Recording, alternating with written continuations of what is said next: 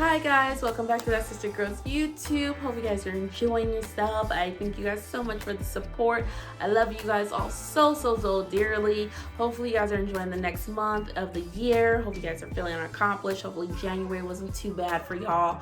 Again, still kind of felt a little long, but actually kind of went by quicker, okay? And this is a fantabulous month, because it is Black History Month. Oh yes, all that melanin popping. Yes, it's Black History Month, so definitely guys, it's that time to learn about our ancestors and learn about things of how they came to be with the help of African Americans. So definitely I encourage you guys to get educated and find ways to find something new, okay? So moving on, today's episode, we're going to be talking about how I'm managing and maintaining with PCOS, and kind of how hopefully give you guys tools that you are able to kind of maneuver and manifest something beautiful, so you guys don't feel so daunting about having PCOS.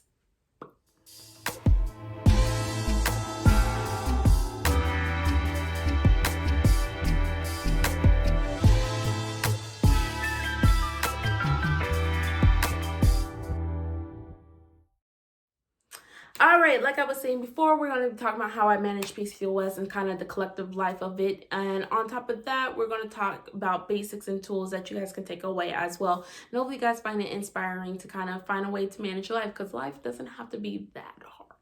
So before I jump into it, definitely want to say thank you guys for the love about my tapestry. It is an elephant, but it's like a tree of life kind of in a sense. It's really huge. This camera doesn't do it justice, but I got it from my local shop. I love supporting local businesses. So definitely if you live in have a little small town around the corner, or if you're in the little cities, find little small mom and pop shops. They're definitely really cool to go in and find so many things here. So if you're in my city, I'll definitely love to take you to it. But again, check out your local shops, spiritual shops, or whatever shops you guys got. Check them out, okay? Because you never know what kind of cool stuff you find. That's one of the things. And on top of that, it spoke to me because obviously I'm rocking an elephant on my arm. So with that kind of connected with me. I love it. So that's kind of that. So I wanted to share that. So thank you guys for the love. And then on top of that, my head wraps. I know you guys have been saying how nice they look, how cute they look. They look, gorgeous. Well, here's another place. So I go to shop out House of Wraps, Royal House of Wraps, I believe is what it's called. And then CC's New York head wraps, I think. Again, I'll drop their links below. Again, I'm terrible at names, but those are where I shop to get my head wraps from. I love them. They're convenient. Ever since I shaved my hair bald, I've been on a natural hair journey. So I was like, why not find something convenient and I can wear with different clothing? So I have about like 5 or 6 of them and stuff. So very convenient, easy to use wrap. And if you guys want a tutorial on how to wrap them, like kind of do a simple style, let me know. I'll definitely teach you guys. All right, so let's jump back into today's topic. So, like I was saying, we're talking about managing PCOS. How do you manage it? I know a lot of videos tell you guys how to manage it with weight, to get pregnant, and all those things. They don't tell you how to manage it collectively, the whole thing. So, for me, that's where I step in. So, for me, how I do, manage PCOS is, one, realizing it's not my fault. That's one of the things I think a lot of people struggle with. They think it's their fault that they have this. Like, they're like, what did I do wrong? Where did I go wrong at? It's not your fault. Once you accept the fact that it's not your fault, I think it'll be a lot more easier to accepting the fact that you have it. A lot of people try to be so quick to say, okay, how do I get rid of it? How do I get rid of it? Instead of embracing the fact that this is a part of your life. And it is. I told you guys in my other videos, it is incurable. It's treatable, but incurable. And some people have found ways to cure them because they have mild symptoms. Mild symptoms versus serious symptoms are completely different, okay? So if you're able to cure them, that means you set aside the symptoms and you're able to maintain life, but doesn't mean you're fully normal. It's a hormonal disconnect, and it was what they're talking about in like the new studies. So I try to tell people, you have it. All right.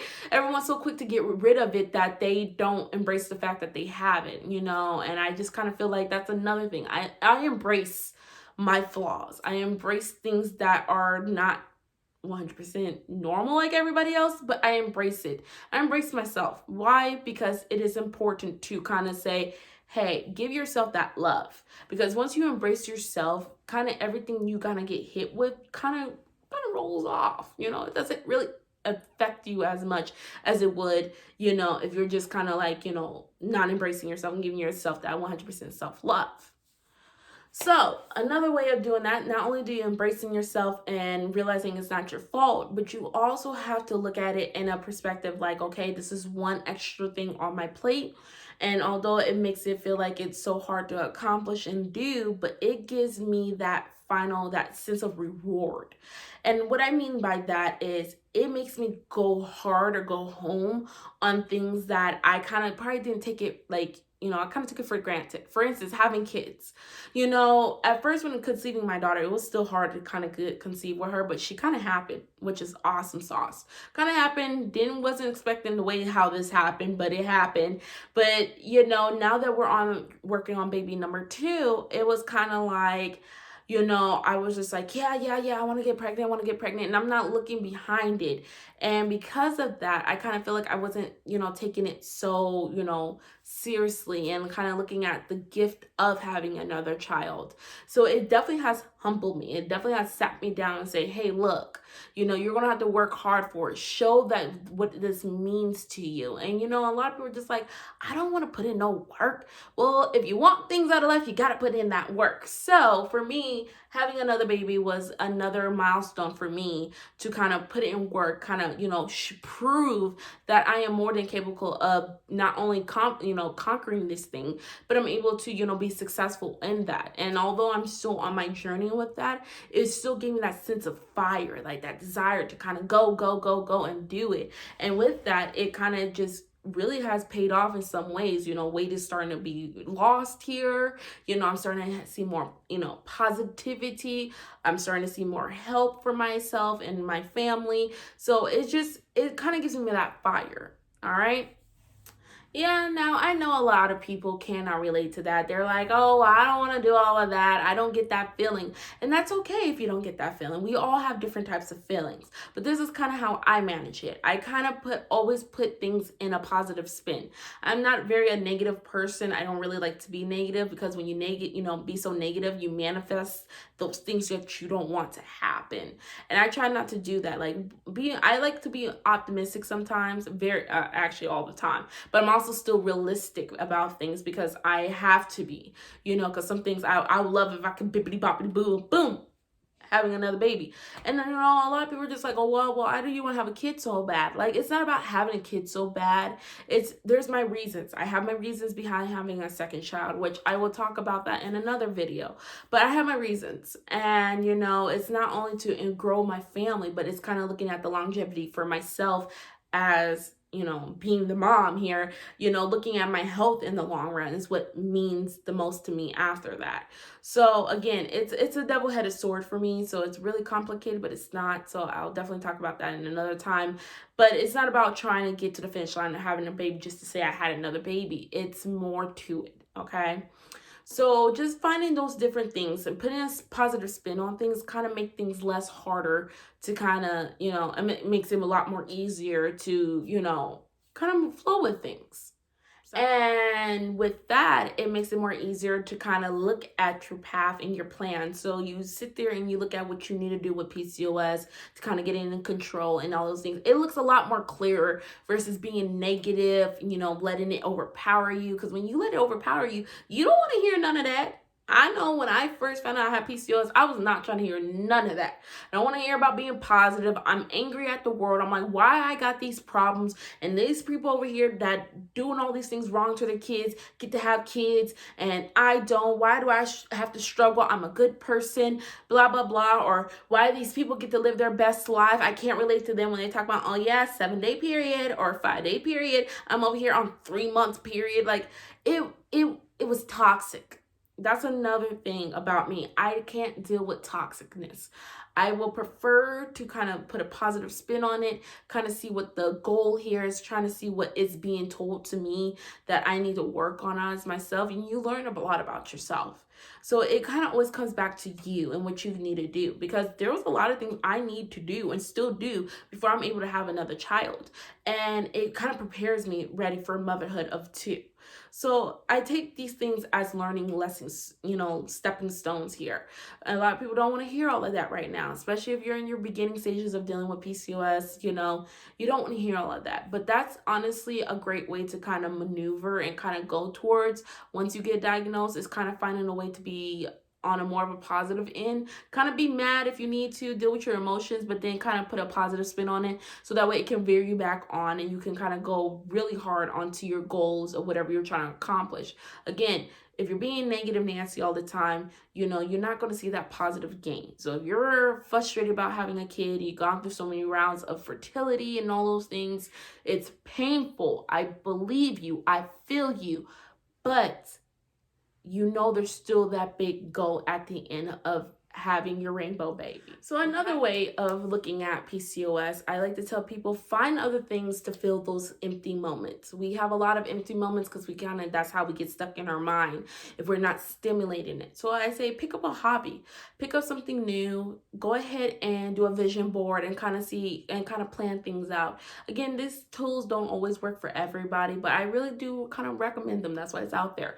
Meditation, finding other avenues. If you feel like one doctor's not giving it to you, find a different doctor, find hope, keep doing research on top of that to kind of combat those negativities, you may be feeling if it's coming from a physician aspect. Now, when it's coming from you, definitely do some self-care time. Limit your time on social media. That's another thing I like to tell people. Limit yourself on social media. If you're really sensitive about children right now, you find yourself not being so happy for other people who are getting pregnant, definitely limit yourself with social media, because, with that, social media is about sharing your life. And that's what everyone does. So if you can't really see yourself being happy for other people because you're still kind of stuck in the web of yourself, definitely take a moment off of social media. Limit your time and kind of focus on yourself. Definitely go and speak to someone. I do tell people, go ahead and speak to someone, because PCOS does, amplify on your, depression or anything like that. So if you really find yourself really stuck in this mind of yours, definitely go and speak to someone. That's another way to go and look at it. It doesn't mean you're crazy. It just means you have to work through your emotions of anything that is still holding you back, okay? Another thing, usually these are easy, like I said, meditation, finding music, go out for a walk, do some self-love, some self-care, do a vision board, write, finding different tools to stimulate your mind so you're not focused on the fact of certain things haven't came to you yet. For me, I'm so dead in and focused on weight loss. So that's kind of occupying my time. So I really don't have time to be sitting here wondering about when I'm going to get pregnant, checking ovulation and all that, because I have a big goal in my mind, which is losing weight for the better being of myself and my unborn child when it comes. Okay? So there's a lot of things you guys can do. I mean, it's not really that hard to find it to manage your PCOS. It just it takes the power of the mind. You have to want it and need to. Once you find the need to want to get in a better headspace in managing your PCOS, it starts to flow a lot better. So again, for me, it's a work in progress. When I get down and out on my weight, I kind of see myself going back in that corner, and I'm like, look, you may be a lot bigger than you were when you first had your child, but does not mean you can't get back there. You just got to put in the work. Once, you got to put in the work. That's another thing. You have to have that want to put in the work. So again, set up goals for yourself, set up goals for your family. Hey, I want to lose 5 pounds. From there, I'll treat myself. Or, hey, I want to change my diet. Oh, get a reward. Or, hey, I need to find a new physician that treats me like I'm a human person and not just another dollar sign to treat. Find different ways, okay? If you get constantly bullied by your physician, find another one. It's so hard, and I feel like people are just like, well, that's not that easy. It is. I feel like it's so hard to kind of, keep beating that in people's brains, because they don't believe me that you can find someone else. You don't have to deal with the foolery, okay? Again, I'm giving you guys the website to go to if you need to find a physician in your area. Again, www.pcosaa.org has a great search engine to finding physicians in your area to utilize to deal with your PCOS. Again, so you don't have to deal with the okie doke. Go find you someone else who is going to treat you like somebody. All right. So there's just different ways to be manageable, but it also matters about your support. So make sure you have great support system. If someone's still not vibing with the fact that you have PCOS, they're still skeptical, it is not for everybody to understand.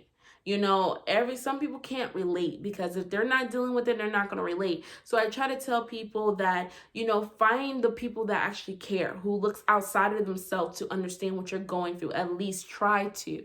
And from there, build that support system. But you got to support yourself.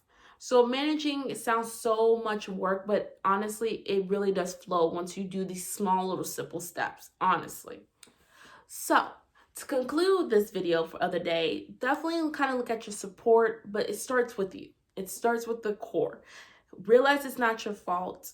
Embrace the fact that you have it, because it makes you one badass, okay, to kind of deal with these things. And this is for anybody that you're dealing with something, depression and all of that. Don't ever let somebody minimize your feelings because, you know, they're like, oh, everybody deals with it. No. You are special. What you are dealing with is special, okay? Because it's to you. It's tailored to you. Some people don't always deal with depression.